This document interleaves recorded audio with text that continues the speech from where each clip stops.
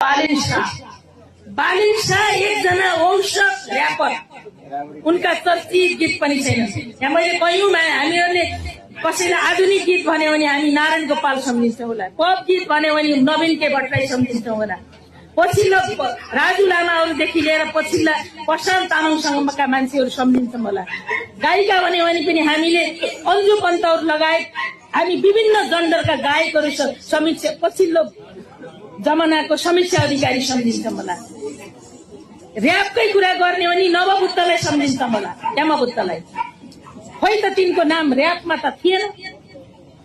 अनि एउटा औषध र्यापर, एउटा सी ग्रेडमा पास गरेको औषध इन्जिनियर जो कम्पिटेटिभ लोकसेवामा त नामै निस्किन्न, किनकि त्यहाँ त भयङ्कर कम्पिटेटिभ हुन्छ।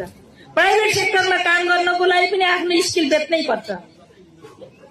एउटा ग्रेड सी र बी आएको सर्टिफिकेट सार्वजनिक भएन, सी र डी ग्रेडमा पास भएको औषध इन्जिनियर